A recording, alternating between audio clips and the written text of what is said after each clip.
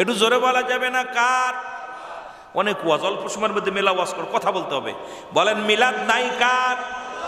মিলাদ আছে কার? সমস্ত মাকলুকাতের মিলাদ আছে। যারা আজকে সিরাত পালন করে মিলাদ মানে না, তাদের মিলাদ আছে। আর মিলাদ শব্দের অর্থই হলো জন্ম বৃত্তান্ত। একটা দলিল দেয়া যায়, বেশি নয় রে মুসলমান। আমার আল্লাহর কোরআন থেকে সূরা ইখলাস, একটা ছোট্ট সূরা, এটাই যথেষ্ট হয়ে যাবে মিলাদ মানার জন্য। পড়েন বিসমিল্লাহির রাহমানির রাহিম।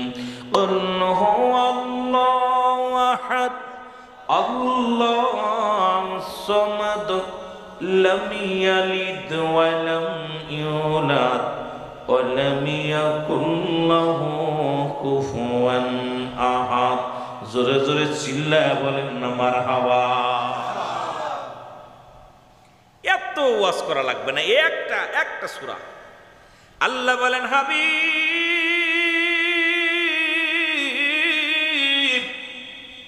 আপনি ওদের জানা দেন আমি আল্লাহ এক। আল্লাহ কয়জন? জোরে বলেন কয়জন?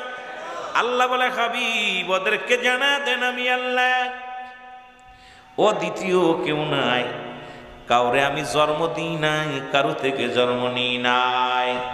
এই পৃথিবীর মধ্যে কারো থেকে জন্ম নিই নাই, আসমান জমিনের মধ্যে কাউকে জন্ম দিই নাই, কারো থেকে জন্ম নিই নাই। আর আসমান জমিনের মধ্যে আমার সমতুল্য, আমার সমকক্ষ আর কেউ নাই। সুতরাং মিলাদ মানেই জন্ম, মিলাদ মানেই জন্ম। এই মিলাদ নাই স্রষ্টার, মিলাদ আছে সৃষ্টির। আমার নবীজির 570 খ্রিস্টাব্দে দুনিয়ার মধ্যে আগমন করেছে। যারা মিলাদ মানো না তেলের কান্ডা লাগা শোনো গো, আমার নবীজি 570 খ্রিস্টাব্দে দুনিয়ার মধ্যে আগমন করেছে। নবীর বাবার নাম আব্দুল্লাহ, আমার নাম আমেনা, দাদার নাম আব্দুল মুতালিব, দাদির নাম ফাতিমা, নানার নাম হাফজুরি, নানির নাম বাররা। বংশ হলো কুরাইশ। এখন আল্লাহর বংশ নাই, আল্লাহর কোনো বাপ নাই, মা নাই, নবীর আব্বা মা সব আছে, নবীর মিলাদ আছে। নবীর মিলাদ যারা না মানে এদের মতো ফাসিক মুনাফিক মুসলমানের দরকার নাই। জোরে বলেন ঠিক কিনা? এই কাট্টা মৌলবি, মিলাদ নাই কার? মিলাদ নাই আল্লাহর। মিলাদ তো গরু ছাগলেরও আছে। কথা কয় না কেন? গরু ছাগলের জন্ম আছে, কি বুঝা কয় নাই নাই নাই? আশ্চর্য হয়ে যায়। মুসলমান শুনে নাও, শুনে নাও, এখন মুসলমানদের মিলাদ কয়টা? আমি আপনাদের কাছে জানতে চাই, মুসলিম মিলাদের ঈদ কয়টা জানতে চাই। মুসলিম মিলাদের ঈদ কয়টা? আসতে না জোরে কইবেন কয়টা? জোরে বলেন কয়টা? 4টা। কেটা কেটা কইছেন? হাত উঁচু করেন। 4টা। 2টা কইছেন? কেটা কেটা? হাত উঁচু করেন না। 2টা, 3টা, 4টা কইছি। এটা চট্টগ্রামে আশা করি নাই। চট্টগ্রামের জমিনের মানুষ ঈদ কয়টা জানে না। এর চাইতে লজ্জা আর থাকতে পারে না। আমরা তো ওই বঙ্গের মানুষ, পশ্চিমবঙ্গের মানুষ, আমরা নাই নবীর ভালোবাসি একটু কম রে মুসলমান। সুন্নি বললে অনেকেই বোঝে না। আমার অনেক চাচা আছে যারা কাট্টা মৌলবী, তারা জীবনেও সুন্নি বোঝে না। বড় লজ্জা লাগে। এমন একটা গোত্রের মধ্যে জন্মগ্রহণ করেছি, এমন একটা কমের মধ্যে আগমন করেছি।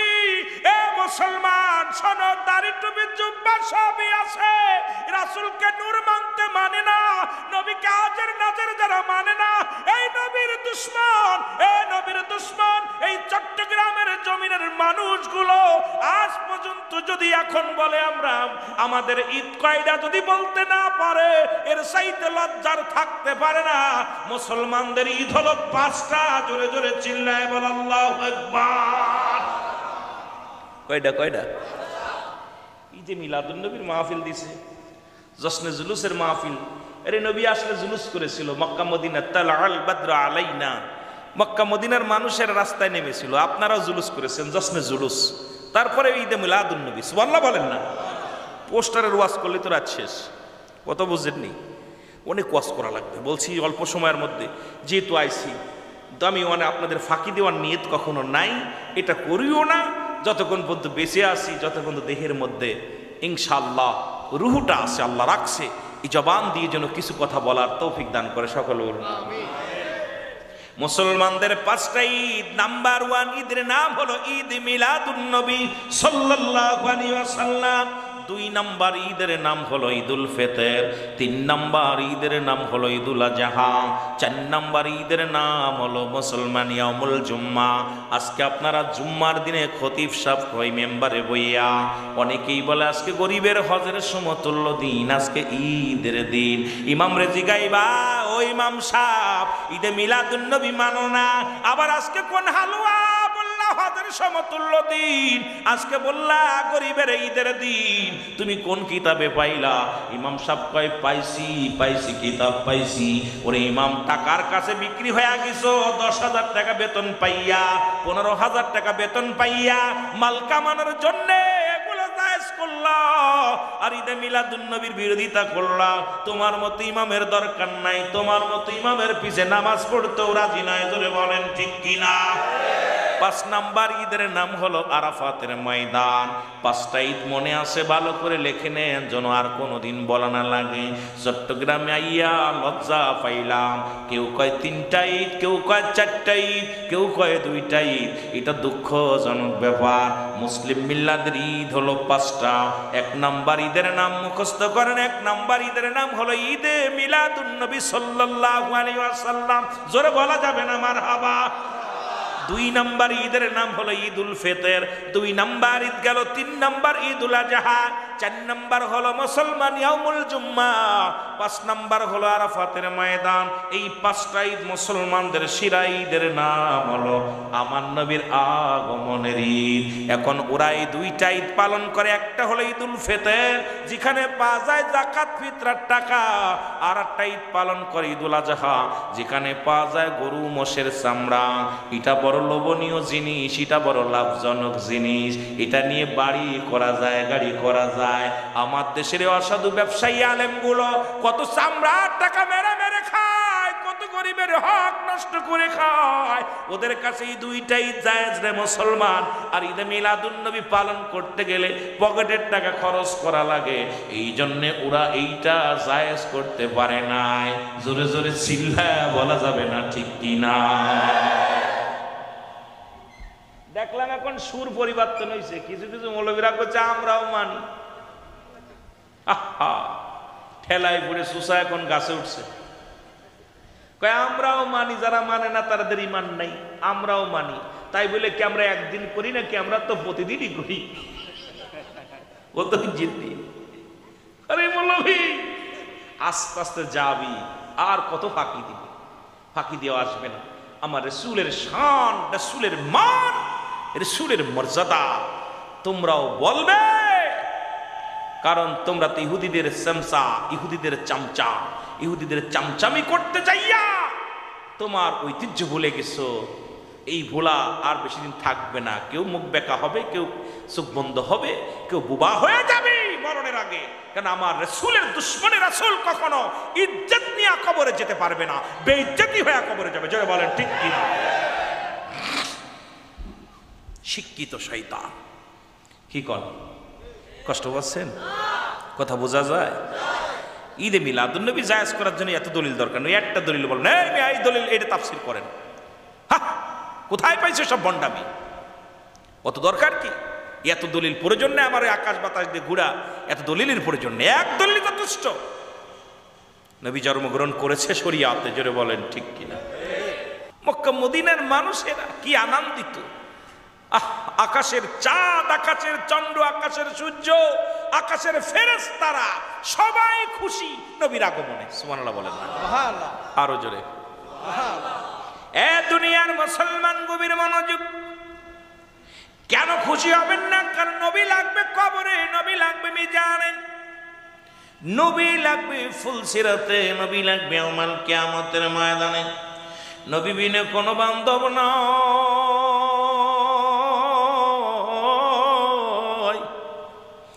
নবী বিনে কোনো উপায় নাই। এরে মুসলমান, নবীর সাহাবীরা কত ইসলাম মানত। একটা কথা আমি বলে যাই, নবীর এক সাহাবী, এ মুসলমান, নবীকে কত ভালোবাসত, ইসলামকে কত ভালোবাসত। নাম হলো হযরত সালাবা রাদিয়াল্লাহু তাআলা আনহু। জোরে জোরে চিল্লায়া বলা যাবে না মারহাবা। নাম কি? হযরত সালাবা রাদিয়াল্লাহু তাআলা আনহু। এমন একজন প্রিয় সাহাবী নবীজির ছিলেন। রাসূলুল্লাহর পিছে নামাজের জন্য যাইতেন। রাসূলের আদর্শ এমন ভাবে তার অন্তরের ভিতরে ছিল। হযরত সালাবা একদিন রাস্তা দিয়ে যায়। আমার মা বোনের আলোচনা শুনবেন, বাবারাও শুনবেন, কারণ ঈদে মিলাদুন নবীর আলোচনা অনেক লম্বা আলোচনা, যেতে হবে। নবীর শান, নবীর সাহাবীদের কথা একটু বলে আসি, এরপরে আমি অন্যদিক সময় ফেলে যাব। দাদু ভাইয়েরা লক্ষ্য করে শুনবেন। হযরত সালাবা রাস্তা দিয়ে প্রবেশ করে। হঠাৎ একটা বাড়ি, এই বাড়ির দরজা পর্দা মুসলমান, এই পর্দাটা সরে যায়।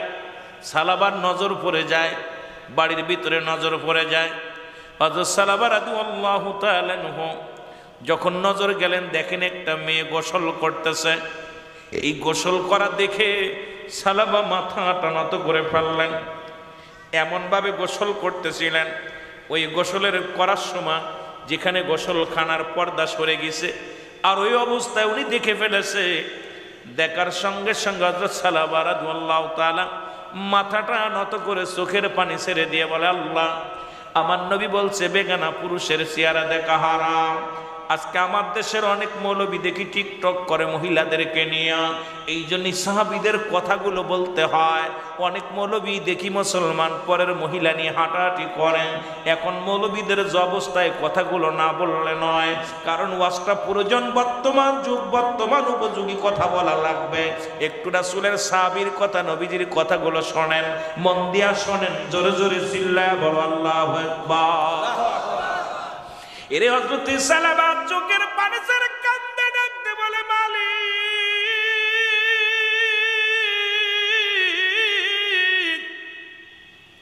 বেগানা পুরুষের চেহারা দেখা হারাম, বেগানা মহিলার চেহারা দেখা হারাম। এত বড় অন্যায় কাজ করলাম। আমি ওদিকে লক্ষ্য করে দেখলাম মহিলাটা বেগানা মহিলা দেখে ফেললাম।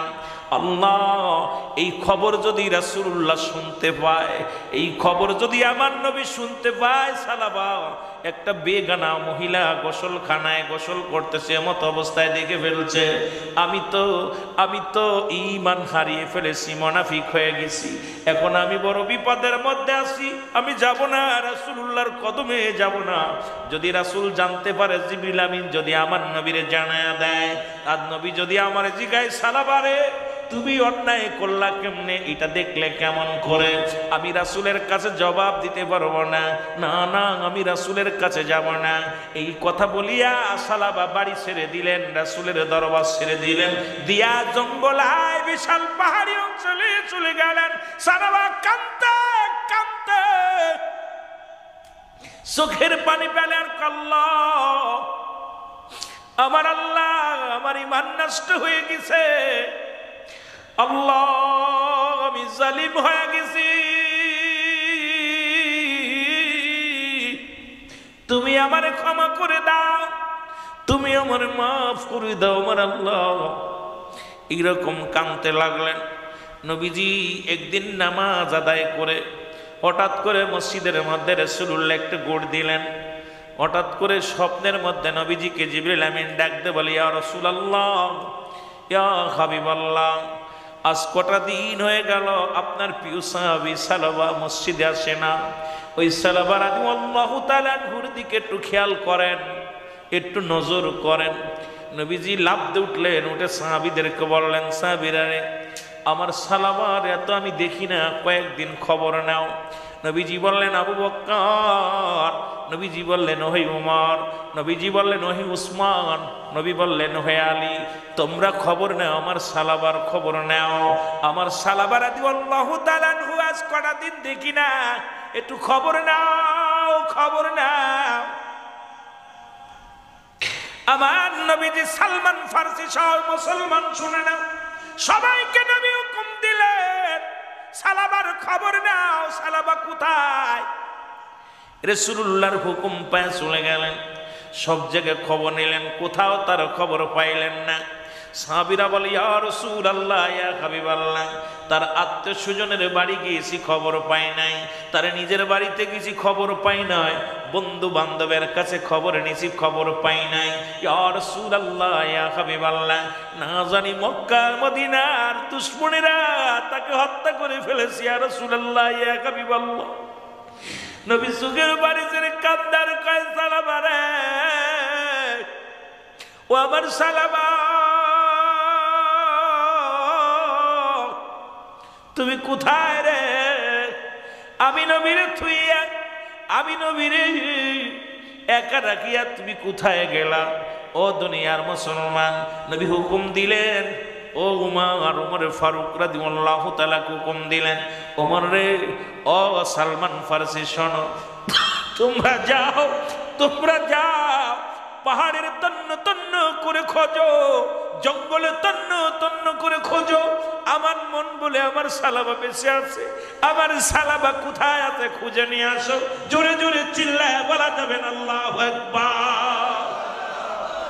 নবী প্রেম সুধা পান করো সবে মনবে, দনা যত না জুরাইবে।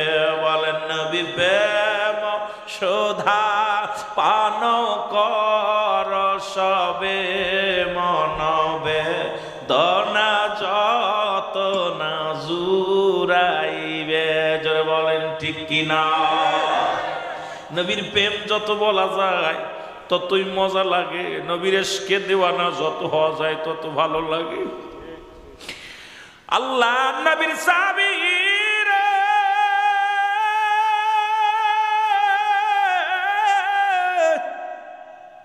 হযরত ওমর ফারুক রাদিয়াল্লাহু তাআলা রওনা দিলেন, কোথাও সালাবা রাদিয়াল্লাহু তাআলাকে পাওয়া যায় না। জঙ্গলের অলি গলির মধ্যে ঘোরাঘুরি করলেন, কোথাও নবীর সাহাবীরে পাওয়া যায় না।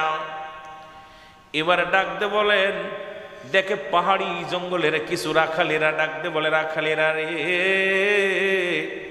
তোমরা কি সালাবাকে দেখছো? পাহাড়িরা বলে, কি আবার সালামা? তবে একজন পাগল হ্যাংলা করে, গায়ের মধ্যে গোস্ত নাই। এই পাগলটারে দেখি সকালবেলা পাহাড়ে এসে ওঠে আর সন্ধ্যা লাগলে নেমে যায়। এই পাগলটা শুধু পাহাড়ের উপরে বসে কান্দে।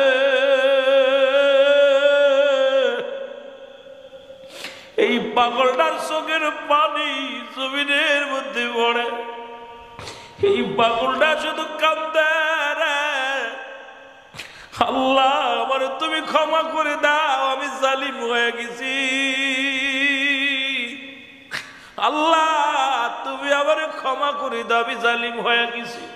এই পাগলটা এমন বেগে কান্দে, এই কান্নার আওয়াজ আমাদের উটগুলো খানা খায় না। এই কান্নার আওয়াজ শুনে আমাদের বকরিগুলো খানা খায় না। এই কান্নার আওয়াজ শুনে আমাদের মুসলমান, আমাদের উট দুম্বাগুলো খানা ছেড়ে দিছে।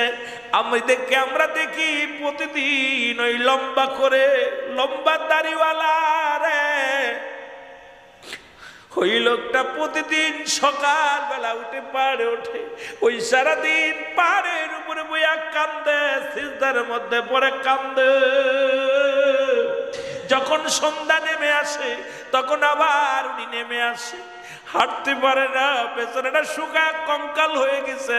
লোকটা হাঁটতে পারে না, চলতে পারে না, থরথর করে কাঁপে। নাম জানি না, তবে এই লোকটাকে আমরা লক্ষ্য করতেছি অনেক দিন ধরে। হযরত ওমর ফারুক রাদিয়াল্লাহু তাআলা ডাক দেখো, রাখালিরা রে, নিচ্ছি তিনি আর কেউ নয়, এই লোকটাই হবে রাসূলের সাহাবী হযরত সালামা রাদিয়াল্লাহু তাআলা। জোরে জোরে চিল্লায় বলা যাবে না আল্লাহু আকবার।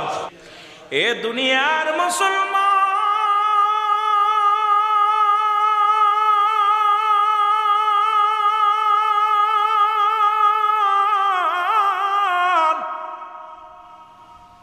হযরত উমর ফারুক গুটি গুটি পেঁচে দেখে রে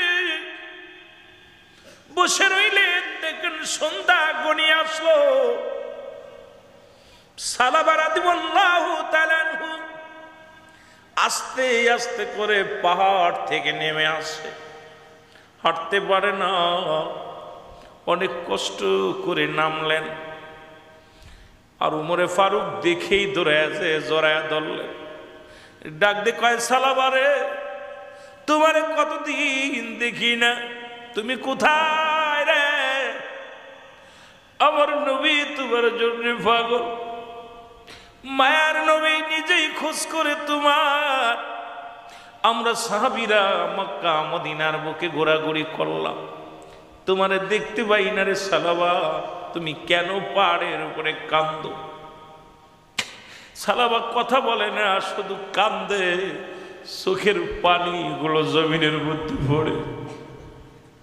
রাখালেরা ডাকতে বলে, হ্যাঁ নবীর সাহাবী, আপনি হযরত উমর ফারুক, আপনারে চিনেছি, আপনি খাত্তাবের বেটা। তবে এই লোকটা এত কান্না দেখে আমরা তারে আমাদের বকরির দুধ দুয়ায়া একটা বাটির মধ্যে নিয়ে দিয়েছিলাম। এই পাগলটা দুধটা যখন হাতের মধ্যে নিয়েছিল, দেখেছিলাম চোখের পানিগুলো দর দর করে পড়ে, ওই দুধের পাতিলের মধ্যে চোখের পানি শুধু পড়ে। আমরা জিজ্ঞাইলাম, তুমি কে গো, তুমি এত কান্দো কেন? তে যুবক, তুমি কেন কান্দো? যুবক কোনো কথা বলে না, আর বলে, আমি বুঝি জালিমদের অন্তর্ভুক্ত হয়ে গেছি। চোখের পানি ছেড়ে যুবক শুধু কান্দে আর বলে, আল্লাহ তুমি মাফ করে দাও, আল্লাহ মাফ করে দাও, আল্লাহ আমারে তুমি ক্ষমা করে দাও, আমি জালিমদের অন্তর্ভুক্ত হয়ে গেছি। জোরে জোরে চিল্লায় বলা যাবে না আল্লাহু আকবার। যেমন আদম আলাইহিস সালাম ভুল করেছিল, কেঁদেছিল আর বলেছিল, রব্বানা যালামনা আনফুসানা ওয়া ইল্লাম তাগফির লানা ওয়া তারহামনা লানাকুনান্না মিনাল খাসিরিন। আদম নবী ডাকতে বলে, রব্বানা রব্বানা যালামনা, আমার রব আমি জালিমদের অন্তর্ভুক্ত হয়ে গেছি, তুমি আমারে ক্ষমা করে দাও। জোরে বলা যাবে না মারহাবা। যদি কোনো ব্যক্তি আদম রে জালিম বলে, তার ঈমান চলে যাবে। এই জন্য কথাটা বললাম যে সালাবা রাদিয়াল্লাহু তাআলা বলতেছে, আমি জালিমদের অন্তর্ভুক্ত হয়ে গেছি।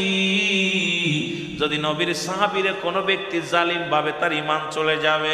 আদম নবী তো নিজেই দোয়া করেছে, রব্বানা জালামনা, ও আল্লাহ আমি জালিমদের অন্তর্ভুক্ত হয়ে গেছি, আমারে তুমি ক্ষমা করে দাও।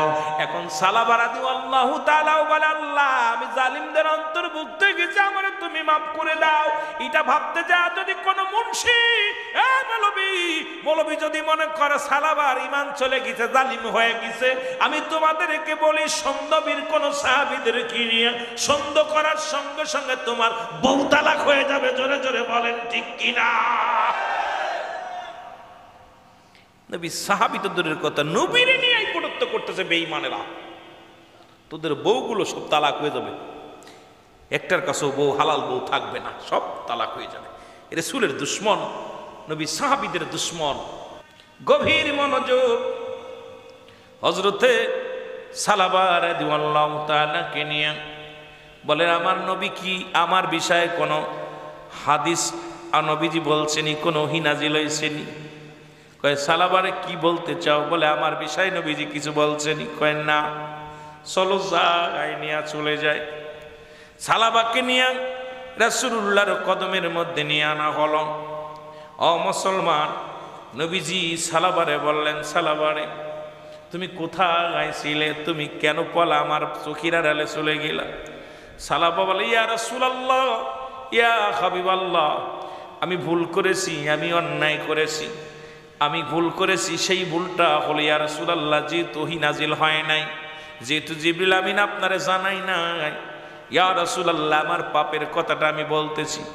আমি আপনার পিছে নামাজ আদায় করে যখন যাইতেছিলাম, ওই বাড়ির কোলদে যাইতেছিলাম, হঠাৎ ওই দরজার কাপড়টা সরে যায়, ভিতরে একটা মেয়ে গোসল করতেছিল। গোসল করা অবস্থায় আমার দৃষ্টি চলে যায় ওই দিকে, আমি তাকে অবস্থায় দেখে ফেলেছি। ইয়া রাসূলুল্লাহ, ইয়া হাবিবাল্লাহ, আমি বড় জিনার কাজ করে ফেলেছি, গোনার কাজ করে ফেলেছি। ইয়া রাসূলুল্লাহ, এই ভয়ে আমি ঘর ছেড়েছি, বাড়ি ছেড়েছি, কারণ আমি আপনার পাগল। আমার জন্য যদি ইসলামের কলঙ্ক হয়, আমার জন্য যদি মদিনাওয়ালার কলঙ্ক হয়, আমার জন্য যদি আমার নবীর কষ্ট হয়, এই কারণে ইয়া রাসূলুল্লাহ, ইয়া হাবিবাল্লাহ, আমি এখান থেকে আপনার চোখের আড়ালে চলে গেছি। আমার নবী কয়, সালাবারে না, তোমার জন্য দোয়া করি, আল্লাহ তোমারে কবুল করুক। হঠাৎ করে সালাবার, ও মুসলমান শুনে নাও, হঠাৎ করে সালাবা বলি, ইয়া রাসূলুল্লাহ, ইয়া হাবিবাল্লাহ, আমার প্রাণের ভিতরে কেমন যেন লাগে, আমার পিছনের রগ, ঘাড়ের রগটা কেন যেন ওই সরবি যেমন পিপিলিকা হেঁটে হেঁটে গেলে যেমন লাগে, ইয়া রাসূলুল্লাহ তদ্রুপ আমার লাগে। ইয়া রাসূলুল্লাহ, আমি তো সহ্য করতে পারি না, ঘাড়ের রগটা যেন ফেটে যায়। আমার নবী বলে, সালাবারে, তোমার সামনে আজরাইল আগমন করেছে, আর বেশিক্ষণ সময় নাই, তোমাকে মনে হয় আজরাইল নিতে এসেছে। সালাবাই কথা বলার পর আমার নবী কয়, সালাবারে, তুমি কি পড়ো? তুমি কালেমা শাহাদাত পড়ো, কালেমা পড়ো। সালাবা উচ্চ কণ্ঠ আওয়াজ দিয়া কালেমা পড়তে লাগলেন, কালেমা শাহাদাত পড়তে লাগলেন। এই কালেমা পড়তে পড়তে শাহাদাতের পেয়ালা পান করলেন, সালাবা মৃত্যুবরণ করলেন। জোরে জোরে চিল্লায়া বলা যাবে না আল্লাহু আকবার। হযরত সালাবা রাদিয়াল্লাহু তাআলা ইন্তেকাল করলেন। নবীজি বললেন, সাহাবীরা রে, সালমান ফারসিকে হযরত উমর ফারুককে হুকুম দিলেন, গোসল করাও। সালাবাকে দাফন করানো হবে, কাফন পরানো হবে, সালাবাকে গোসল করানো হলো। এ যুবক ভাইরা শোন, পরের মেয়ে নিয়ে হাত ধরে টানিস, পরের মেয়ে নিয়ে হোটেলে থাকিস, পরের মেয়ে নিয়ে পার্কে চলে যাস। আজকে দেখলাম আমরা মুসলমান এত পরিমাণ, এই টানেল পার হয়ে আসলাম, আসার পথে দেখলাম এত পরিমাণ মেয়ে ছেলে। চট্টগ্রামের একটা মেয়ের গায়ে উন্না নাই, বোরকা নাই, এত পরিমাণ মেয়ে ছেলেরা ওই রাস্তার কোলে বইয়া। সন্ধ্যা লেগে গেছে, কিন্তু একটাও এদের কি মা বাবা নাই, এদের কি গার্জিয়ান নাই, এদের তো স্বামী নাই, কি অবস্থায় দাউসের মতো চলাফেরা করে। মুসলমান বড় লজ্জা পালাম, কষ্ট পালাম। আমি জিগে আমার মিডিয়ার মুসলমান ইসলামী টিভির মালিক যিনি আমার ভাই কালাম ভাইয়ের জিগাইব, কালাম ভাইটা কি কয়, আজকে শুক্রবার এত কমই দেখলেন, এরকম অসংখ্য নারী পুরুষ সন্ধ্যা লেগে গেছে, বাড়ি আসে নাই। আর এত পাপ, এত গুনাহ যাদের জর্জরিত হয়ে যায়, আল্লাহর গজব আমাদের মধ্যে চলে আসবে। আমার বাবারা যেটা বলতেছি শুনে লন, দিলের কান্ডা লাগা শুনে লন। রাসূলুল্লাহর সাহাবীরা সালাবা রাদিয়াল্লাহু তাআলাকে গোসল করালেন, কাফন পরালেন, জানাজার জন্য নিয়ে গেলেন। জানাজা পড়া, জানাজার জন্য নিয়ে যায়। রাসূল বলে, তোমার ভাইয়ের লাশখানা কাঁধে নাও। লাশখানা কাঁধে নেওয়া হলো, সবাই যায়। রাসূলুল্লাহ আস্তে আস্তে পা ফেলায়, রাসূলুল্লাহ পা ফেলাইতেছে। সাহাবীরা হযরত উমর ফারুক বলে, ইয়া রাসূলুল্লাহ, ইয়া হাবিবাল্লাহ, আপনি কেন পা টিপ টিপ করে ফেলেন? আপনি কেন এত আস্তে আস্তে হাঁটেন? আমার নবীজি মিসকেটে হেসে দিয়ে বলে, উমর রে, ওমর তুমি বুঝবা না, আকাশের অসংখ্য ফেরেশতারা রাস্তা দখল করে ফেলেছে, সালাবার জানাজায় অংশগ্রহণ করবে, অসংখ্য ফেরেশতা আসছে, এই ফেরেশতার ভিড়ে আমি পা বাড়াইতে পারছি না। এত পরিমাণ ফেরেশতা নামছে সালাবার জানাজায়, কারণ আমার সালাবা পাপকে ভয় করে, পাপকে ভয় করে। শুধু চোখ দিয়া একটা মেয়েকে বেগানা অবস্থায় গোসল করা দেখার কারণে আমার সালাবা দুনিয়া থেকে বিদায় নিয়েছে, অন্যায় কাঁদতে কাঁদতে বিদায় হয়ে গেছে। আমার আল্লাহ তাআলার ফেরেশতারা খুশি হইয়া, অসংখ্য ফেরেশতা আমার আল্লাহ খুশি হয়ে পাঠায়া দিছে। আজকে সালাবার জানাজায় অসংখ্য ফেরেশতারা, আমি হাঁটতে পারছি না, আমি আস্তে আস্তে গুটি গুটি পায়ে হাসছি, তোমরা চলে যাও। জানাজার নামাজ শেষ হয়ে গেল। জানাজার নামাজ বাদে আমার নবীজি সাহাবীদেরকে উদ্দেশ্য করে বললেন, সাহাবীরা রে, তোমরা দেখতে পাইছো না, আজকের এই জানাজার ময়দানে লক্ষ লক্ষ জনতা, লক্ষ লক্ষ ওয়াসল ফেরেশতারা, অসংখ্য ফেরেশতারা আমার সালাবা রাদিয়াল্লাহু তাআলা আনহুর এই জানাজায় হাজির হয়ে গেছে। আমার নবী ডাক দিয়ে কয়, উমর রে, ওই জান্নাত পর্যন্ত সালাবা যে জান্নাতে থাকবে, ওই জান্নাতটা আমার দেখা দিছে রে। অসংখ্য ফেরেশতারা সালাবার জান্নাত খানা সাজাইতেছে, ওই জান্নাত খানা মেরামত করতেছে, অসংখ্য ফেরেশতারা জান্নাতের আশেপাশে দাঁড়ায় আছে, অসংখ্য ফেরেশতারা জান্নাতের গেটে দাঁড়ায় আছে, জালাবাকে স্বাগতম জানানোর জন্য ফুল নিয়ে দাঁড়ায় আছে, জালাবাকে স্বাগতম জানানোর জন্য মালা নিয়ে দাঁড়িয়ে আছে অসংখ্য ফেরেশতারা। এটাও আমার আল্লাহ তাআলা আমি নবীরে দেখাইয়া দিছে। জোরে জোরে চিল্লায়া বলা যাবে না মারহাবা। সাহাবীরা আশ্চর্য হয়ে গেল যে নবীর সাহাবীরা, ইয়া রাসূলুল্লাহ ইয়া হাবিবাল্লাহ, আপনি কি বললেন আমাদেরকে? নবী এমনি বলে নাই যে দুইটা জিনিস যিনি হেফাজত করতে পারবে আমি নবী তার হাত ধরে জান্নাতে নিব। তার মধ্যে এক নাম্বার হলো দু গালের মধ্যবস্তু, আর একটা হলো দু পায়ের মধ্যবস্তু, পুরুষ লিঙ্গ এবং স্ত্রী লিঙ্গ। এই দুইটা জিনিস যে কন্ট্রোল করতে পারবে, এই মুখ দিয়ে কাউকে গালি দেওয়া যাবে না, এই মুখ দিয়ে বিড়ি সিগারেট খাওয়া যাবে না, এই মুখ দিয়ে হারাম জিনিস ভক্ষণ করা যাবে না, এই মুখ দিয়ে কাউকে কষ্ট দেওয়া যাবে না, এই জিহ্বাটা কন্ট্রোল রাখতে হবে। দুইটা হলো দু পায়ের মধ্যবস্তু, যেটা লজ্জাস্থান। একমাত্র স্ত্রী ব্যতীত, একমাত্র স্বামী ব্যতীত পৃথিবীর কাউকে দেখানো যাবে না। নবীজি বলছে আমি হাত ধরে জান্নাতে নিব যারা এই দুইটা কন্ট্রোল করবে। যারা আজকে আমার দেশের অসংখ্য মানুষ মেয়ে নিয়ে ফুর্তি করতেছে, কোথায়? অনেক হোটেলে যে ফুর্তি করতেছে, অনেকে পার্কে নিয়ে ফুর্তি করতেছে। শুনে রাখো, রাসূল বলছে এই দুইটা জিনিস যে হেফাজত করতে পারবে আমি নবী তার হাত ধরে জান্নাতে নিব। তাহলে আমাদের কি কন্ট্রোল করার দরকার আছে কি না? আস্তে কইবেন না জোরে কইবেন? এই দুইটা জিনিস কন্ট্রোল করতে হবে। এখন প্রেম প্রীতির নামে যা চলতেছে দেশের অবস্থা, আহা, দেশের যে অবস্থা গুলো, অসংখ্য বলৎকার, তাদের কি বিচার হবে? তারা ইসলামের ধারক বাহক হয়েছে। অসংখ্য জিনাখোর ইসলামের ধারক বাহক হয়েছে, শরিয়াতে মানুষকে দেখাইতেছে। আল্লাহর গজব থেকে বাঁচা সম্ভব নয়।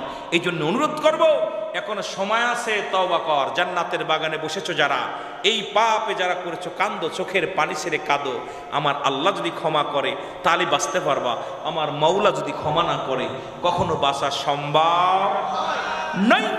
যদি কোনো পুরুষ, বিবাহিত নারী, বিবাহিত পুরুষ জিনায় লিপ্ত হয়, বিবাহিত নারী, বিবাহিত পুরুষ যদি জিনায় লিপ্ত হয়, শাস্তির বিধান হলো, যদি সেই ব্যক্তির শাস্তির বিধান হলো বুক পর্যন্ত মাটি নিতেই পুঁততে হবে। বুক পর্যন্ত পুঁতা পর একে পাথর মারতে হবে, পাথর ছুঁড়ে মারতে হবে, পাথর ছুঁড়ে মারতে হবে, কঙ্কাল ছুঁড়ে মারতে হবে। যতক্ষণ পর্যন্ত মৃত্যুবরণ না করবে ততক্ষণ পর্যন্ত তার মারা বন্ধ হবে না। যখন নিশ্চিত হয়ে যাবেন যিনি মারা গেছে তখন মারা বন্ধ হবে। এরপরে মরা পর তাকে এই শরিয়াতের জগতে তাকে গোসল করানো যাবে না, তাকে দাফন করানো যাবে না, তাকে কাফন পরানো যাবে না, তাকে দিবালয় কুকুর শের দিয়ে লাশটা খাওয়াই দিতে হবে। এ হলো ইসলামের বিধান, কোরআনের বিধান। এটা ভালো করে জেনে নেন। আর আমার দেশে অসংখ্য জিনাখোর বড় বড় ওয়াজ করে, আমার দেশের অসংখ্য জিনাখোর আজকে বড় নেতা হয়েছে, আমার দেশের অসংখ্য জিনাখোর আমার দেশের বড় বড় চেয়ারগুলো দখল করেছে। কিন্তু এই জিনাখোরগুলো সমাজ চালাইলে জাতি কেমনে বাঁচবে? জোরে বলেন ঠিক কিনা? কথা বোঝেন নাই? বিবাহিত নারী, বিবাহিত পুরুষ জিনা করলে তার শাস্তির বিধান কোনো মাপ নাই। সর্বনিম্ন শাস্তি হলো এটা। তার দাফন হবে না, তার কাফন হবে না, তাকে শরিয়াতে তাকে কবর দেওয়া যাবে না, তাকে কুকুর শেল দিয়ে খাওয়াইতে হবে। অবিবাহিত নারী, অবিবাহিত পুরুষ যদি জিনা করে তাদের শাস্তির বিধান হলো, বিয়ে করে নাই, বিয়ে করে নাই, এই ধরনের নারী পুরুষ যদি জিনা করে তাদের শাস্তির বিধান হলো যে তাদেরকে 100 ডোরা মারতে হবে। কত ডোরা? জোরে বলেন কত? 100 ডোরা মারতে হবে। এখন এর মধ্যে 2 সাইডে মারা পড়ার জন্য মারা যায়। এখন আমাদের সেখানে সোয়াই দিচ্ছে না, আহা, ওটা চলবে না। এমন 2-4 বাড়ি মারা পর জন্য মারা যায়। মরে যাওয়ার পর বাকিটা তার কবর, তার গোসল করাতে হবে, কাফন পরাইতে হবে, দাফন করাইতে হবে। এরপরে জানাজা পড়াইয়া কাফন দাফন শেষে, তার জানাজা পড়ায় কাফন দাফন শেষ করে কি করতে হবে? তার কবরের উপরে বাকিটা মারা লাগবে, বাকি বেতের আঘাত মারা লাগবে। তাহলে আমার দেশের যে সমস্ত যুবক যুবতীরা আজকে ওই যে আপনার ওই প্যানেলের ভিতরে দেখলাম ওই রাস্তায় যেভাবে নারী পুরুষ ঢেউ খাচ্ছে, তা আমার আপনার চট্টগ্রামে কত 2-4 হাজার যুবককে মারা ফরজ হয়ে গেছে। 2-4 হাজার যুবক যুবতী তাদেরকে মারা শরিয়াতে ফরজ হয়ে গেছে। এই ওয়াজটা করলে হয়তো অনেক যুবক আমার পর কষ্ট পাবে, আমি ভয় করি না, পরোয়া করি না, কারণ তুমি পাপের মধ্যে আছো, আল্লাহর আদালতে জবাব দিতে পারবো না, কারণ আমি বক্তা কিয়ামতের ময়দানে ধরা পড়ে যাব। এখনো সময় আছে, তওবা কর। আল্লাহ যদি মাফ করে তাহলে তো বড়ই ভালো, আর যদি মাফ না করে তোর জিন্দেগি সব বরবাদ। জোরে বলেন ঠিক কিনা, জোরে বলেন ঠিক কিনা। কষ্ট পাচ্ছেন, কষ্ট পাচ্ছেন?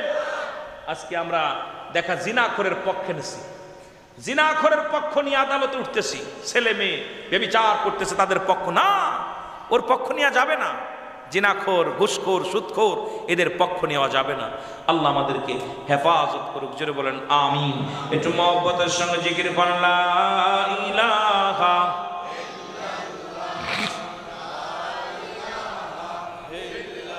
আরো জোরে বলেন লা ইলাহা আলা ইলাহা মুহাম্মাদুর।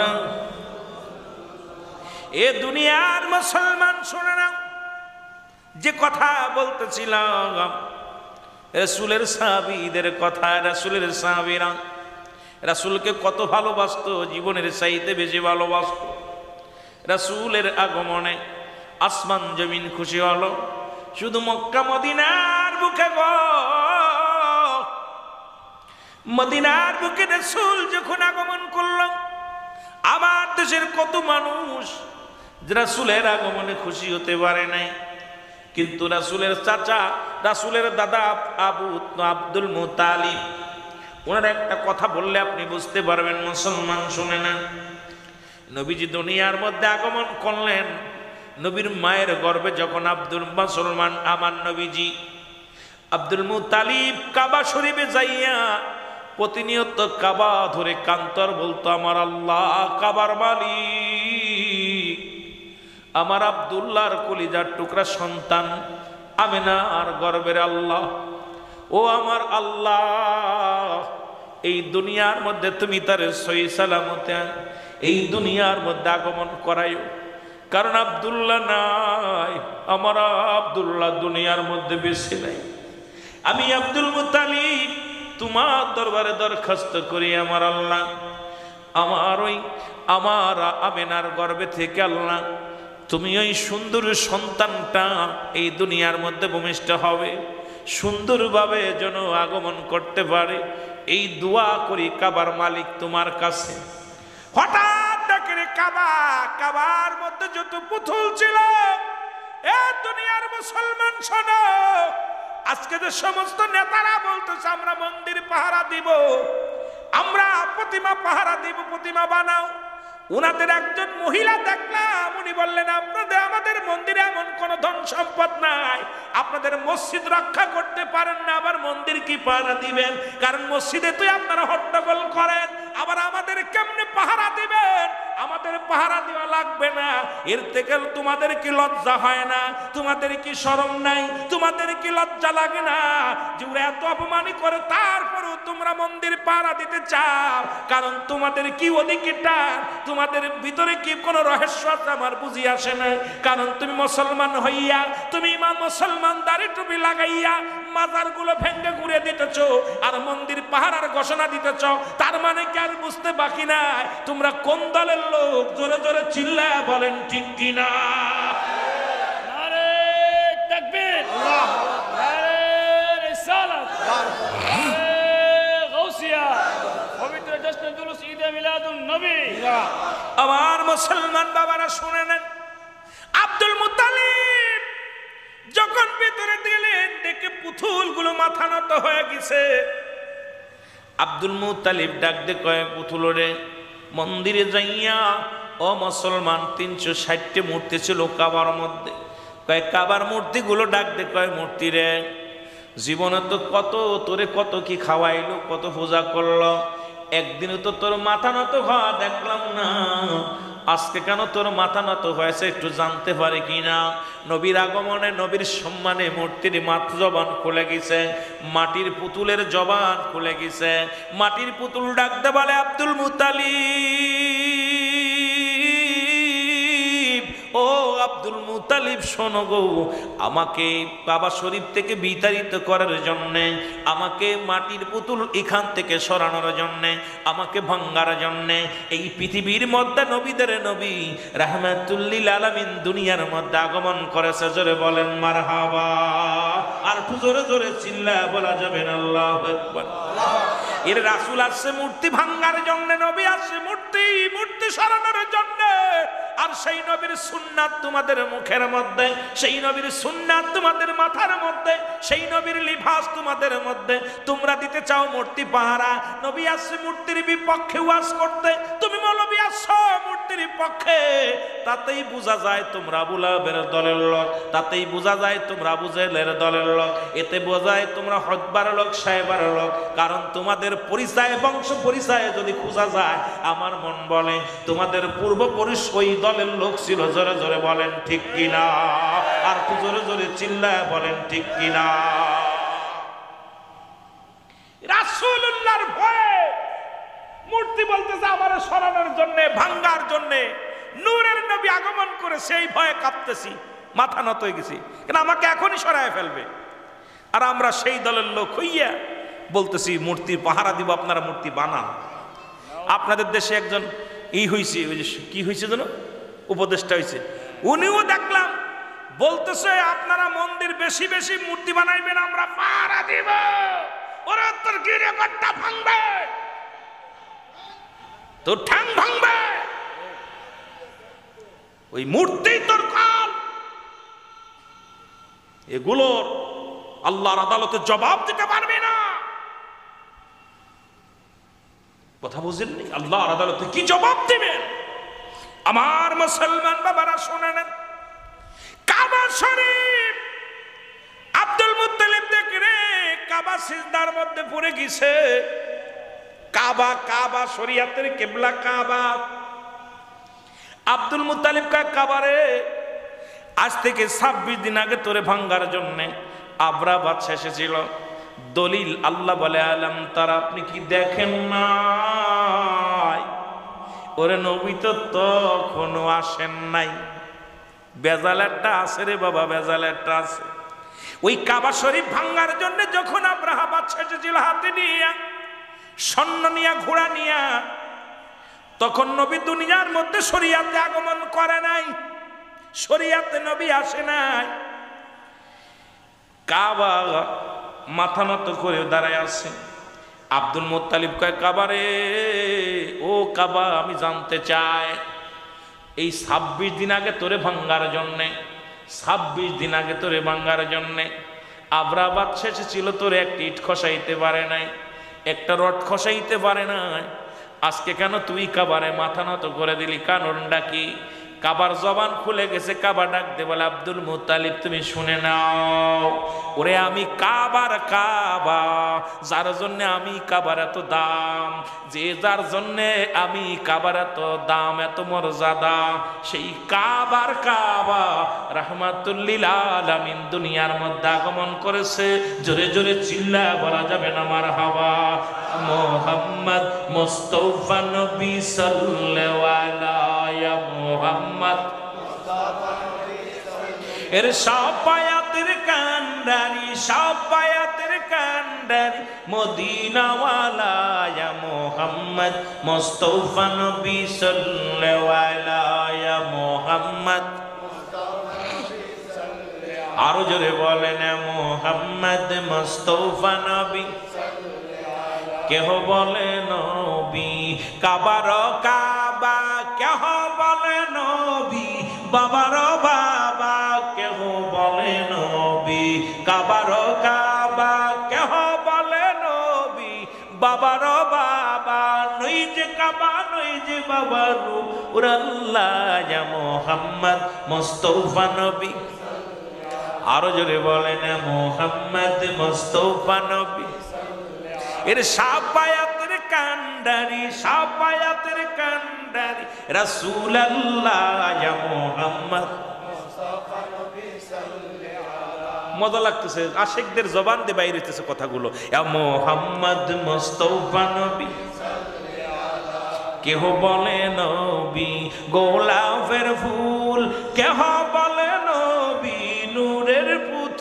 বলেন, কেহ বলে নবী গোলাপের ফুল, কেহ বলে নবী নূর। এর নই যে গোলাপ, নই যে পুতুল, নই যে গোলাপ, নই যে পুতুল, নূর লা ইয়া মুহাম্মদ মুস্তাফা নবী, ইয়া মুহাম্মদ মুস্তাফা নবী। এর সাফায়াতের কান্ডারি, সাফায়াতের কান্ডারি রাসূলুল্লাহ ইয়া মুহাম্মদ, ইয়া মুহাম্মদ মুস্তাফা নবী। এ ভাইরা আমার, বন্ধুরা আমার, গভীর মনোযোগ, গভীর মনোযোগ। যে কথা বলতেছিলাম, কাবা বলে ডাকতে বলে আব্দুল মুত্তালিব। ও আব্দুল মুত্তালিব, তুমি জানো না সেই কাবার মালিক, কাবা রাহমাতুল লিল আলামিন দুনিয়ার মধ্যে আগমন করেছে। লক্ষ্য করে বসবেন, লক্ষ্য করে শুনবেন মুসলমান। শরিয়াতের কিবলা হলো কাবা, শরিয়াতের কিবলা কাবা, শরিয়াতের কিবলা হলো কাবা। দুজানের কিবলা রাহমাতুল লিল আলামিন, মারহাবা বলেন না। দুজানের কিবলার নাম কি? জোরে বলেন, দুজানের কিবলার নাম কি? এখন আমার নবী তো শুধু বিশ্ব নবী বললেই বেয়াদবি হবে। আমার দেশের অনেক তাফসীর কারক কথায় কথায় কয় বিশ্ব নবী। ওরে আমার নবী বিশ্ব নিয়া নয়, নবী দুজানের নবী। জোরে বলেন ঠিক কিনা? এই দুজানের নবী, বিশ্ব নবী বললে ছোট হয়ে যায় আমার নবী। এই জন্য নবীরে বলবেন দুজাহানের কিবলা হলো রাহমাতুল লিল আলামিন, শরিয়াতের কিবলা কাবা, আর মোনাজাতের কিবলা হলো আরশে আজিম। আর যারা পীর মুরিদি করেন, এর আপন পীরকে বলা হয় পীর কেবলা। এই পীরের দিকে রুজু হয়, এই জন্য পীরকে কেবলা বলে। ও মুসলমান শুনে নাও, কাবারে রাবিয়া বসে জিগা, ও কাবা, কাবারে, ও কেবলা, তোর তো কেবলা আছে, ও কেবলা, তোরে সিজদা করি, তুই একটা আমার দিক, তোর কাছে জানতে চায়। রাবিয়া জিগায় কাবারে, ও কাবা, আমার কেবলা তো তুমি, তোমার কোনো কেবলা আসেনি। সুবহানাল্লাহ। আর একটু জোরে বলেন, আর একটু জোরে বলেন। ও মুসলমান শুনে নাও, কেবলা জবাব দেয়, কাবা জবাব দেয়, রাবিয়া রে শুনে নাও, শুনে নাও, শুনে নাও, শুনে নাও, আমি কেবলা। কারণ স্রষ্টার জন্য কেবলা শর্ত, সৃষ্টির জন্য নয়। কারণ সৃষ্টি জগতের সব কেবলারে স্মরণ করে, আর স্রষ্টা তো কেবলারে স্মরণ করে না। কারণ স্রষ্টার জন্য কেবলা শর্ত নাই, সৃষ্টির জন্য কেবলা শর্ত। তবে আমার একটা প্রিয় মানুষ আছে, আমার একটা প্রিয় কেবলা আছে, সেটা হলো আমার নবী রাহমাতুল লিল আলামিন। এর রাহমাতুল লিল আলামিন, আপনি উম্মতের জামিন, গুনাহগারের অতি আপনজন নূরের নবী, মায়ার নবী। ও আপনি নবী, আমার জীবনের জীবন। এ দুনিয়ার মুসলমান,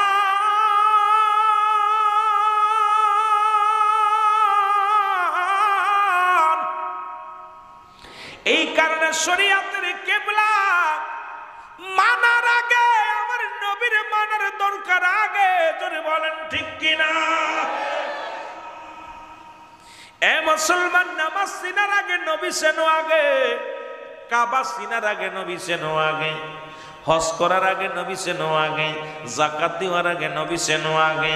কারণ মুসলমান, একটা হলো ঈমান, একটা হলো আমল। মানব জীবনের বাবি পিরাইটা আলোচনার মধ্যে বলি, ব্যক্তির জীবনের অমূল্য সম্পদের নাম রুহু। রুহবিহীন এই বডির কোনো মূল্য নাই। হাত আছে, পা আছে, সব দেখতে ভালো আছে। কত 18 বছরের যুবক, 25 বছরের যুবক, 22 বছরের যুবক রুটা বাইর হওয়ার সঙ্গে সঙ্গে সঙ্গে সঙ্গে সে কি হয়ে গেছে? লাশ হয়ে গেছে রে মুসলমান। এর দ্বারা প্রমাণ হয় পৃথিবীর মধ্যে অমূল্য সম্পদ হলো মানব জীবন। ব্যক্তির জীবনের অমূল্য সম্পদের নাম রুহু, আর ব্যক্তির জীবনের নাম রুহু, আর মানব জীবনের অমূল্য সম্পদের নাম হলো ঈমান। ঈমানবিহীন কোনো আমলের দাম নাই। যত আমলই করেন না কেন ঈমান লাগবে। সেই ঈমান একটা, আর একটা হলো আমল। আমল একটা, ঈমান একটা। আমল হলো নামাজ, রোজা, হজ, যাকাত। কুরবানি ইত্যাদি ইত্যাদি, এগুলোর নাম হলো আমল। আপনি নামাজ পড়েছেন, এটার নাম আমল। কুরবানি করেছেন, এটার নাম আমল। এই জান্নাতের বাগানে ওয়াজ শুনতেছেন, এটার নাম আমল। আর একটা হলো ঈমান। ঈমান হলো নবী মুহাম্মদুর রাসূলুল্লাহ সাল্লাল্লাহু আলাইহি ওয়াসাল্লাম। এই জন্য ঈমানটা যদি না থাকে, কিসের আমল? তোর ঈমান নাই, তোর নামাজ নাই, ঈমান নাই তোর রোজা নাই, ঈমান নাই তোর পর্দা নাই, ঈমান নাই তোর যাকাত নাই। আগে ঈমানটা শক্ত করো, আগে নবীরে প্রবেশ করো। নবী হলো ঈমান, ঈমানের ঈমান। এই নবী যার ভিতরে আছে তার আমল করে লাভ আছে, এই নবী যার ভিতরে নাই আমল করে লাভ নাই। আজকে দাড়ির মধ্যে, টুপির মধ্যে নবী, পাঞ্জাবের মধ্যে নবী, অন্তরের ভিতরে নবী নাই। নবী না থাকার কারণে তোর নামাজ রোজা সব বরবাদ। এইগুলো যদি আগে কায়েম করতে হয়, নামাজ রোজা যদি সঠিক করতে হয়, আগে নবী চেনো, নবী চেনো। নবী হলো ঈমানদারের ঈমান। জোরে বলেন ঠিক কিনা? ঈমানের ঈমান, এই নবী হলো ঈমান। ঈমান যদি ঠিক না হয়, কিসের নামাজ? ওই নামাজের জন্য ওযু। এ মুসলমান, ওযু করতে হবে, পবিত্রতা অর্জন করতে হবে। এই দুনিয়ার মধ্যে তোমার আমল করতে হলে আগে নবী চিনা লাগবে। জোরে বলেন ঠিক কিনা?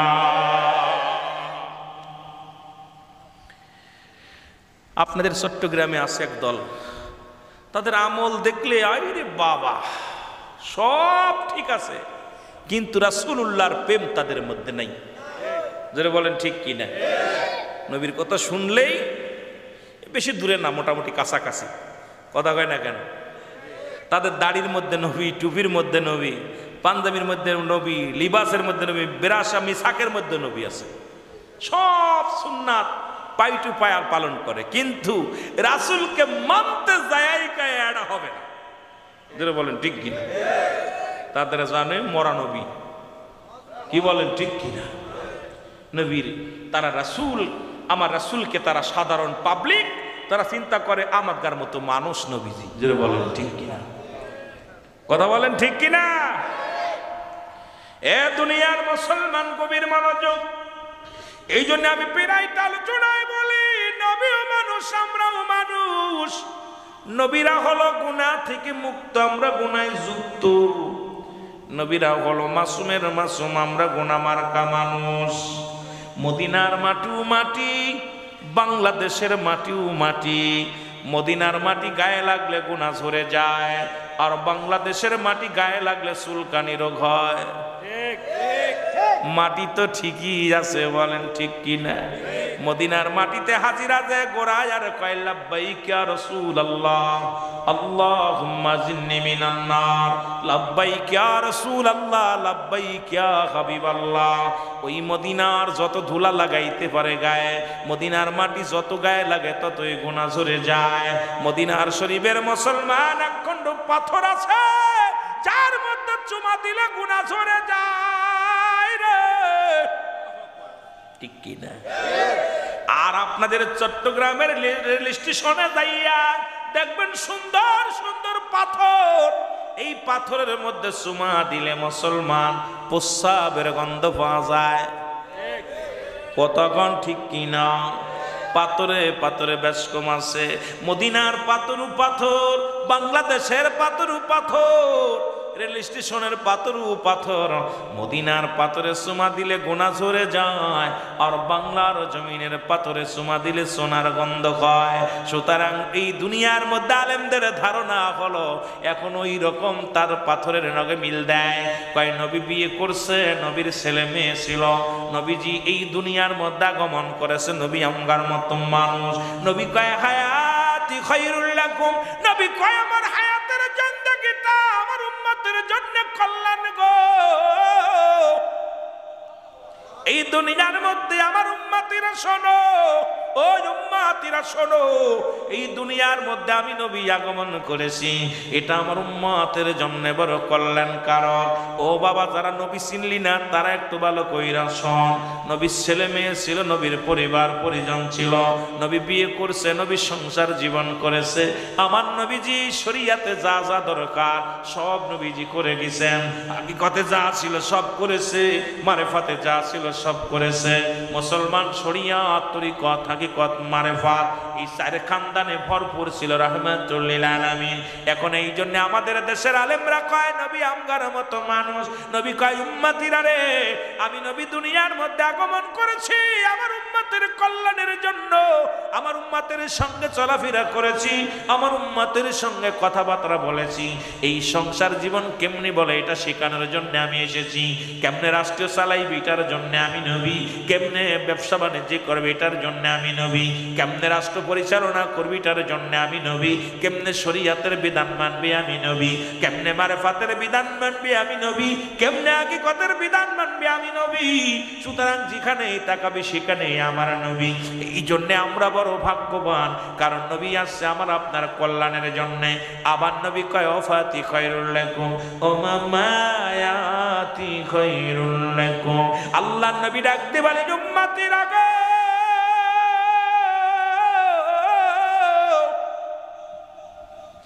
এই দুনিয়া থেকে আমি বিদায় নিলাম। আমাদের দেশের মৌলবীরা কয় নবী মরে গেছে, এরা মরা নবীর উম্মত আমরা না, জাতা নবীর উম্মত।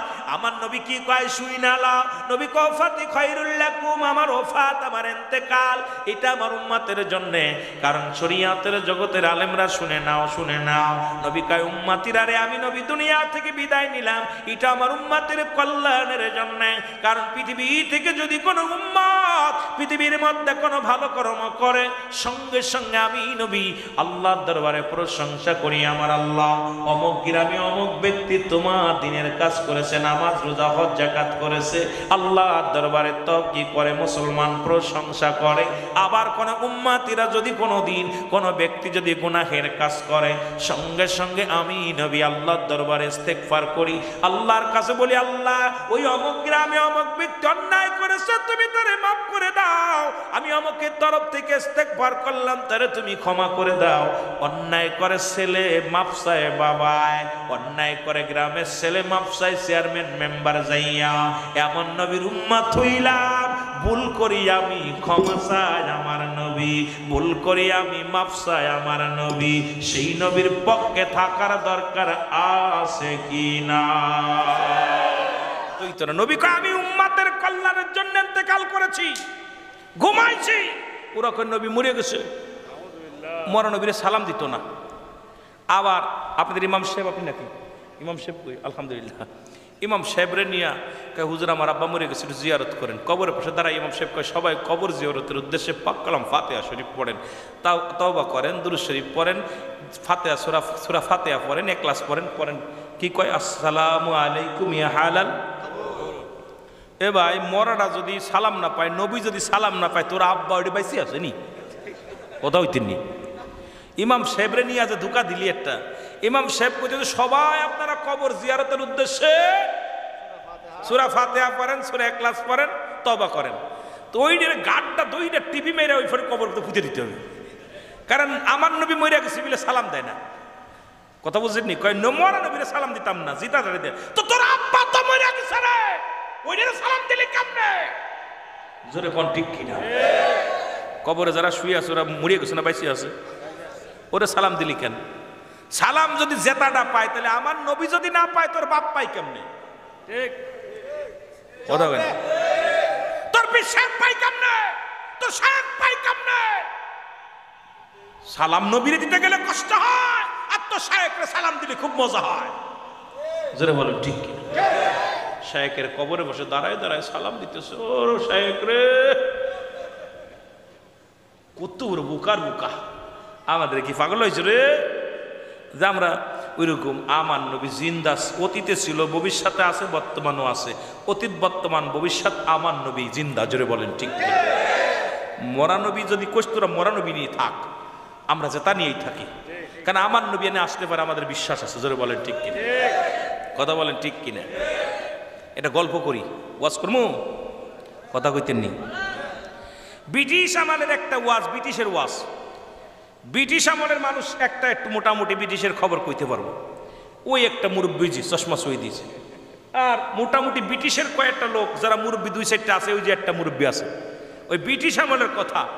তখন আমাদের বাংলাদেশে ওয়াজেরটা গেছে সুন্দর একটা ওয়াজটা, খেয়াল করবেন। বাংলাদেশের একজন বিচারক ছিল, বাংলাদেশের একজন উকিল ছিল, নাম হলো শেরে বাংলা একে মারহাবা বলেন না, নাম কি? শেরে বাংলা। বলা হতো বাংলার বাঘ।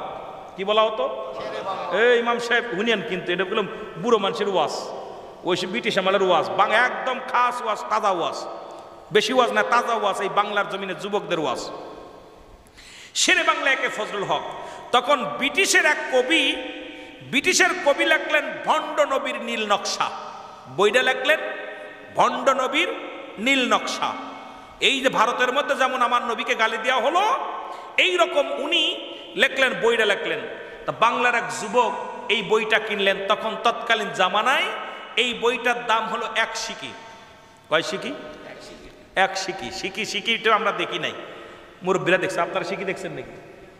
উনিও দেখে নাই। তার মানে আমার সাথে একটু বয়স কম। কি কন? স্যার ওই যে সিকি দেখছে যারা, অনেকেই এই রকম 1 সিকির দাম। তো ওই যুবকটার আমাদের নবী প্রেমিক যুবক, ও যখন দেখছে কিরে আমার নবী সম্পর্কে উল্টা পাল্টা, ও বইটা দিয়ে একদম ছিঁড়ে ফেলছে। সিরাবা চিন্তা করে, ছিললাম তো বইটা ভালো করে পড়ার দরকার। বইটা নিয়ে বাড়ি গেছে। বাড়ি যে মাকে জিগাইতেছে, মা ও মা, আমার নবী কি ভণ্ড? ওই না বাবা। আমার নবী কি মানুষের হেদায়েতের জন্য? হ্যাঁ, হেদায়েতের জন্য আসছে। মা মা গো শোনে নাও, যুবক শুনে না, সুন্নি যুবকেরা শোনো, গাউসিয়া কমিটির যুবকেরা শোনো, চট্টগ্রামের যুবক বন্ধুরা শোন, তোদের একটা ওয়াজ করে যায় রাসূল কি ধন, ভালো করে শোন। যুবক বলে, মা গো, ব্রিটিশের কবি আমার রাসূলকে নিয়ে কটূক্তি করে বই লিখেছে। মা, আমি যুবক আমার রাসূলকে জানের চাইতে বেশি ভালোবাসি, আমার প্রাণের চাইতে বেশি ভালোবাসি। মা গো, আমার রাসূল যদি না আসতো ধরা দামে কিছু আসতো না। মা মা মা গো, আমার রাসূলকে নিয়ে এইভাবে বইটা লিখতে পারলো, আমি কেমনে করে মেনে নিই রে মা। মা বলে, যুবক রে, ও যুবক, আমার রাসূল কি ধন উনি বুঝতে পারে নাই, রাসূলকে কটূক্তি করেছে। এই কবি দুনিয়া থেকে লাঞ্ছিত হবে, কবরেও লাঞ্ছিত হবে, কারণ মায়ার নবীরে কষ্ট দিলে আল্লাহ কষ্ট পায়। যুবক মার কাছে, মায়ের পায়ে সালাম দেয়া কয়, মা মা, এরে আমার নবীরে কটাক্ষ করেছে, আমার নবীর আঘাত করেছে, আমার নবীকে নিয়ে বই লিখেছে নীল নকশা। আরে আমার নবী রহমতের নবী, এই কবিকে হত্যা না করে আমি যুবককে 1 গিলাস পানিও পান করব না। মা গো, তুমি আমার মাথায় হাত বুলাইয়া দিয়ে দাও, তুমি আমার একটু দোয়া করে দাও, আমি যেন দুশ্মনের রাসূলকে হত্যা করতে পারি। জোরে জোরে চিল্লায় বলা যাবে না আমার হাওয়া, আর একটু জোরে জোরে চিল্লায় বলা যাবে না আমার হাওয়া।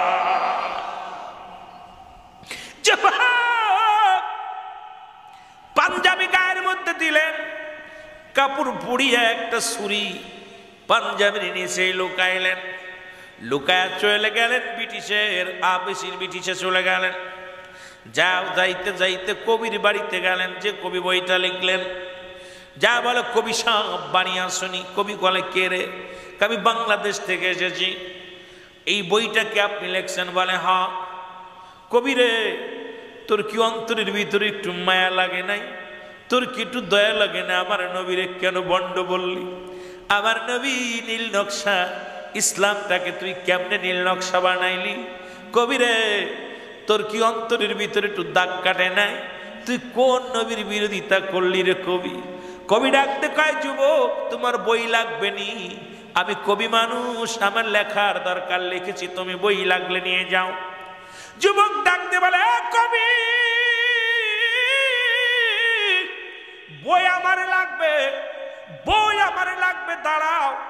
এই বলিয়া বুকের ভিতরে থেকে মুসলমান লুকানো ছুরিটা বাইর করিয়া কবির বুকের মধ্যে চালায়া দিয়া একবার দুনিয়া থেকে বিদায় করে দিছে। জোরে জোরে চিল্লায় বলা যাবে না আল্লাহু আকবার।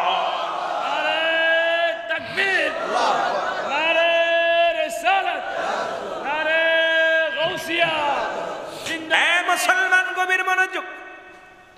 ব্রিটিশের পুলিশ এসে যুবকের হাতে হ্যান্ডকাপ পরাইলেন। ব্রিটিশের পুলিশ এসে হ্যান্ডকাপ পরাইয়া জেলখানায় নিয়ে যাওয়া হলো। জেলখানায় যখন নেওয়া হলো, শেরে বাংলায় কে ফজলুল হক শুনতে পাইলেন বাংলার একজন যুবক নবীর দুশ্মনকে হত্যা করে জেলে এসেছে, নিশ্চিত তার ফাঁসি হয়ে যাবে। রাতের অন্ধকারে জেলার সাহেবকে বলে জেলখানায় প্রবেশ করলেন কে ফজলুল হক। ডাকতে বলে, যুবক রে, ও যুবক, তুমি কি ওই কবিকে হত্যা করেছে? বলে, জি হুজুর, আমি হত্যা করেছি, আমার নিজ হাতে দুশ্মনের রাসূলকে হত্যা করেছি। বলে, যুবক রে, ও যুবক, তোমার আমি অনুনয় বিনয় করে বলি, আগামীকাল আদালত হবে, আদালতে তোমার তোলা হবে। তুমি শুধু একবার বলবা আমি খুন করি নাই, বাকিটা যে কোনো কৌশলে তোমার আমি বাঁচায়া দিব। তোমার আমি যে কোনো কৌশলে আমি তোমার বাঁচায়া দিব। ভয় করো না বাবা, তুমি খালি বলবা আমি খুন করি নাই। যুবক বলে, হুজুর, আপনি ভুলে গেছেন আমি একজন মুসলমান, জীবনের ভয়ে আমি মিথ্যা কথা বলতে পারবো না। আমি আদালতে দাঁড়াইয়া বল, ওই ছুরি দিয়া আমি নিজ হাতে রাসূলের দুশমনকে আমি হত্যা করেছি। আমার যদি ফাঁসি হয় কোনো দুঃখ নাই, মৃত্যুদণ্ড হলে দুঃখ নাই, যদি আমার জেল হয় আমার দুঃখ নাই, কারণ আমি দুশমনের রাসূলকে আমি হত্যা করেছি। জোরে জোরে চিল্লায়া বলা যাবে না মারহাবা। ফজলুল হক সাহেব বুঝাইতেছে, বাবা এত রাগিস কেন বাবা, তোরে অনুরোধ করি তুই খালি বলবি যে আমি খুন করিনি, বাকিটা তো আমি দেখবো। হুজুর, আপনি ভুলে গেছেন আমার মা একজন মুসলমান, আমার বাবা একজন মুসলমান, আমি আমার রাসূলের প্রেমিক, আমার রাসূলের সৈনিক। জীবনের ভয়ে আমি মিথ্যা বলতে পারবো না, আমার জীবন চলে গেল মিথ্যা বলতে পারবো, ওকে আমি খুন করেছি। সুবহানাল্লাহ বলেন না? আহা, ইহা দ্বারা প্রমাণ হয় মুসলমান মিথ্যা বলতে পারে না। আমার ভাইয়ের আদালত শুরু হয়ে গেল। আদালতে দুই পক্ষের বিচারক, জজ সাহেব চেয়ারের মধ্যে বসলেন, উকিল, দুই পক্ষের উকিল, জিরা কাটা শুরু হয়ে গেল। শেরে বাংলায় ফজলুল হক বলে, যুবক, ও যুবক, তুমি তো খুন করো নাই, ছুরিটা দে, তুমি খুন করো নাই, ছুরি পাবা কই? তোমার বাড়ি বাংলাদেশে ব্রিটিশের আদালতে, তুমি কেমনে আইলা? আসতে পারো নাই? তুমি তো খুন আমার মক্কেল খুন করে নাই। এদিকে উকিল আর এক উকিল কয় খুন করছে, উনি কয় খুন করে নাই। মুসলমান শুনে নাও, বিচারক বলে আসামির কিছু বলার আসেনি। আসামি দাঁড়ায় বলে, যা বলিব সত্য বলিব, মিথ্যা বলিব না। আমি সত্য করে বলতেছি, আল্লাহর কসম করে বলতেছি, আল্লাহকে সাক্ষী রেখে, ওই যে আপনার জজ সাহেব আপনার সামনে যে চাকুটা ছুরিটা রয়েছে, ওই ছুরি দিয়া আমার নিজ হাতে দুশমনের রাসূলকে আমি হত্যা করেছি। জোরে জোরে চিল্লায়া বলা যাবেন আল্লাহু আকবার। আর একটু জোরে জোরে চিল্লায়া বলা যাবেন আল্লাহু আকবার। হাজার জনতা সবাই স্তম্ভ হয়ে গেল। আসামি নিজ মুখে স্বীকার করে নিল। রায় লেখা শুরু হয়ে গেল। রায় লেখা হলো আগামী ও মুসলমান ফাঁসির রায় হয়ে গেল। আগামী শুক্রবার সকাল 10টায় তার ফাঁসি হবে। আহা, শুক্রবার আগামী অমুক দিন, শুক্রবার বা বৃহস্পতিবার বা বুধবার অমুক দিন ফাঁসি হবে। ফাঁসির রায় শুনে যুবক একটা চিৎকার দিয়ে বলে, ইয়া রাসূলুল্লাহ, ইয়া হাবিবাল্লাহ, আমার জীবন ধন্য যে আমি আমার রাসূলের দুশমনকে হত্যা করতে পেরেছি। আমার জীবনটা ধন্য, আমি আমার রাসূলের দুশমনকে হত্যা করেছি। জোরে জোরে চিল্লায়া বলো মারহাবা। আর একটু জোরে জোরে চিল্লায়া বলা যাবে না আল্লাহু আকবার। গুনতে গুনতে 2-4 দিন পার হয়ে গেল। জিলার এসে বলে,